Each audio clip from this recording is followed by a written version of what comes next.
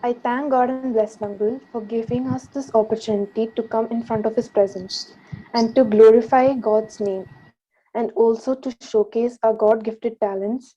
As it is written in First Peter 4, verse 10, each of you should use whatever gift you have received to serve others as faithful stewards of God's grace and its various forms. Let us start our session with prayer. Now I call upon Grace to start the prayer. Praise the Lord. Our loving Almighty Heavenly Father, God, I thank you so much for this wonderful and blessed time that you have given each and every one of us, O Lord, to come into your presence. God, please forgive us our sins, O Lord. Lord, please speak to us through today's message, O Lord. Thank you so much for helping and protecting each and every one of us and our families throughout the past weeks, O Lord. God, please help us to praise and worship you in spirit and in truth. I lift up this meeting into your hands, O Lord. Lord, please bless each and every one of us, O Lord, and our families, O Lord God. Help us to give you all the glory, honor, praise, and worship in everything that we do. In Jesus' mighty name I pray, amen.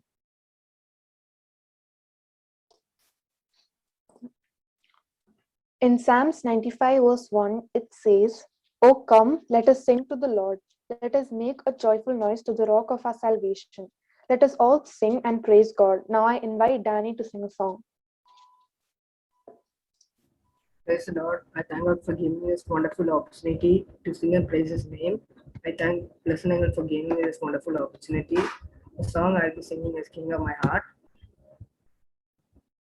I'm in a war every minute.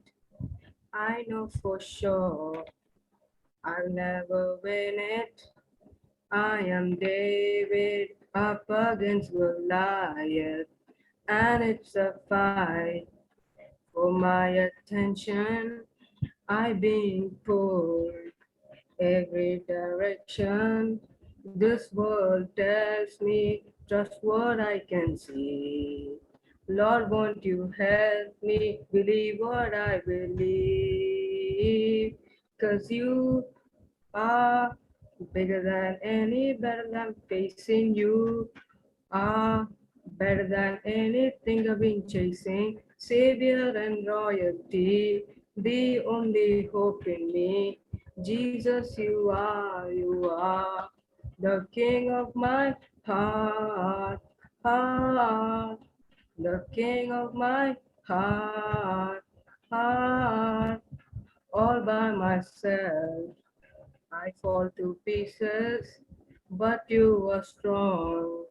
When I am weakest, I feel your kingdom come alive in me.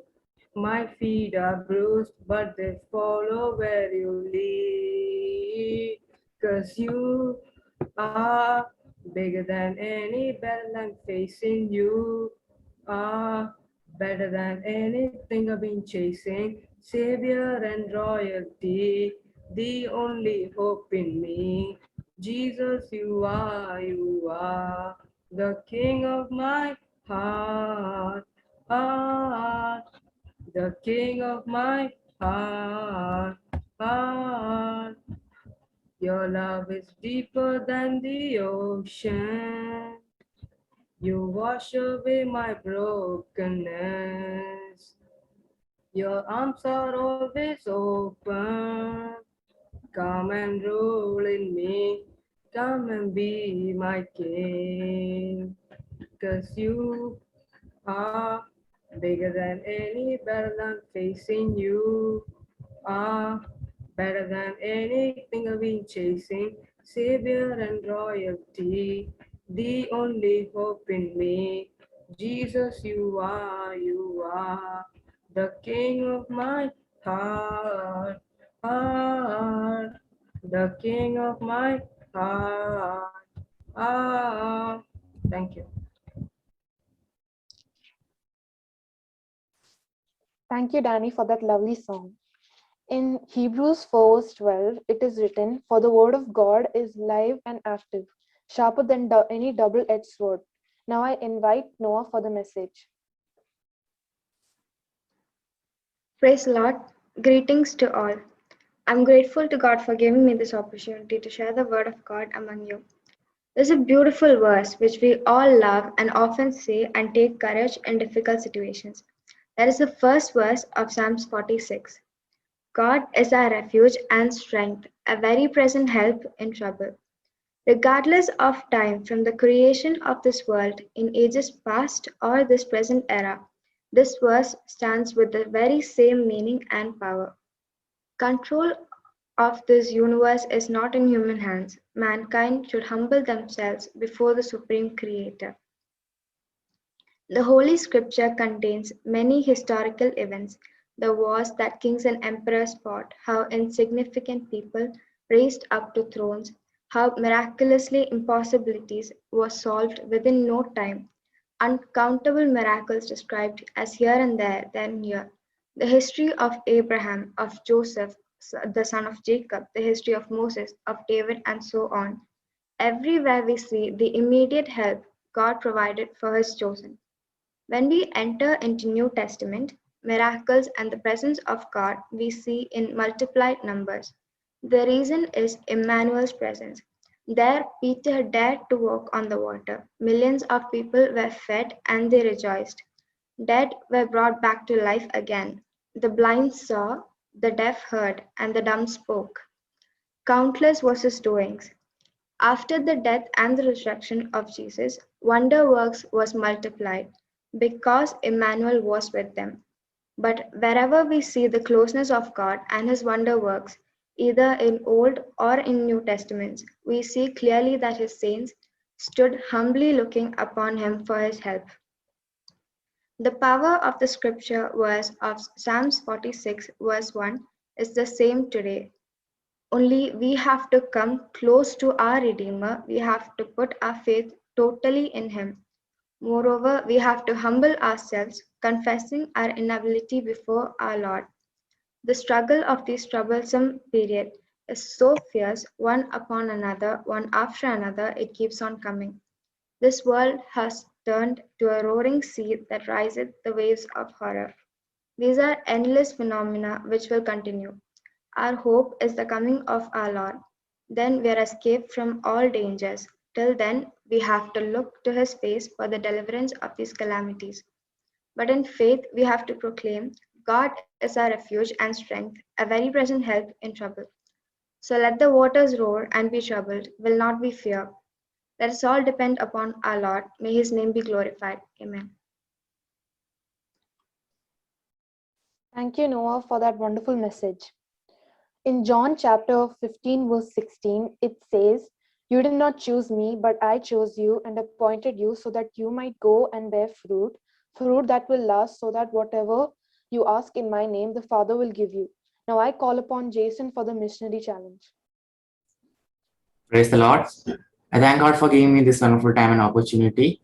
For today's missionary challenge, I would like to talk about a well-known missionary whose name is William Carey.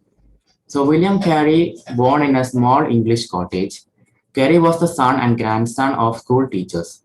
His fellow apprentice, John Ward, had recently begun following Jesus and shared his experience with his friend, encouraging him to attend a prayer meeting.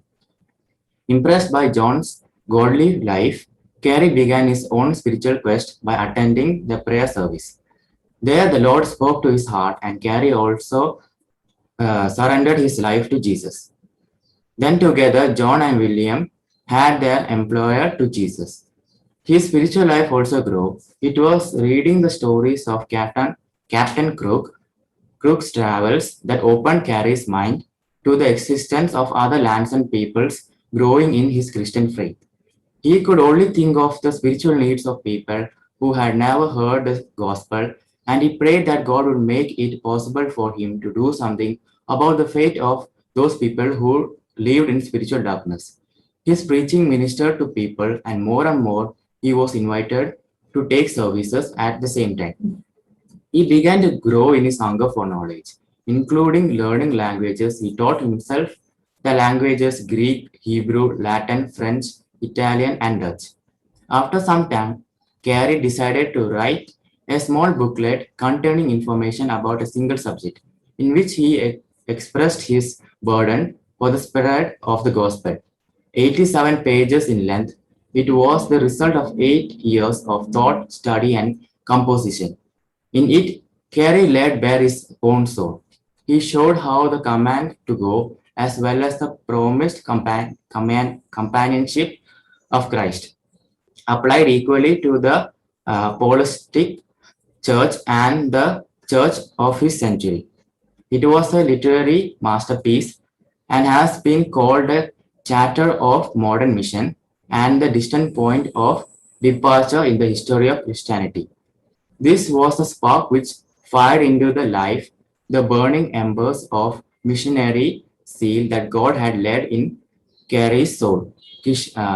Carey's original vision was to be a missionary. As Carey planned his trip, he faced significant obstacles. In the midst of all this pressure, Carey could only seek the Lord.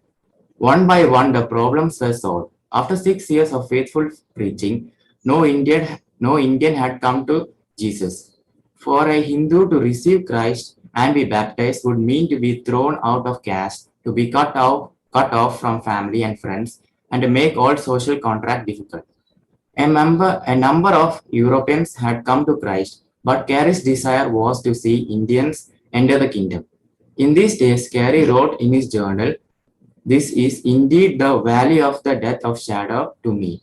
Oh, what would I give for an empathetic friend to whom I might open my heart? But God is here, who not only has compassion, but who can save to the outermost." During these first years of incredible trial, Carey worked on two languages, Bengali and Hindustani. At the end of his first year, he was able to preach publicly in Bengali. 3 years later, he had finished the first draft of the New Testament in that language, and by 1800, he had completed a draft of translation of the whole Bible. Carey's vision consisted of three goals: preach gospel and found churches among the people of India. Second, to translate the Bible, which was undoubtedly his greatest contribution. Third, was to train young men and women through the establishment of schools. William Carey died in 1834, 2 months before his 73rd birthday. At his death, one writer referred to him as the foremost name of times in the whole Christian world. Today, he is considered the father of modern Protestant missions. Praise the Lord. Thank you, Jason, for the missionary challenge. That was really thoughtful. Let us end this session with prayer. Now I call upon Joanne for the prayer. Let's all pray. God, Heavenly Father, oh Lord, I thank and praise you for this wonderful day again. So, Lord, thank you for helping us to come to your presence as a Sunday school class, and thank you for helping us to learn and learn from your word and praise your name, oh Lord. Thank you for revealing your love towards us, and through your message from Lord, thank you help us to use whatever we learn today in our daily life, oh Lord. Oh Lord, thank you for keeping us all safe, especially during the past weeks, and especially during this pandemic situations, oh Lord. Oh Lord, thank you for keeping us safe, and please continue to keep us safe, oh Lord. And I pray for all our schools and all, oh Lord, help us all to learn everything well, oh Lord. And I pray for the church meeting which will be happening after this, oh Lord, in the evening, oh Lord. Help us all to attend it and help us all to be blessed from it. Oh Lord, I pray for all filling us with your spirit and helping us to get more closer to your name, oh Lord. Thank you for keeping us all safe. I pray for everything once again, oh Lord. In Jesus' most wonderful name, I pray, amen.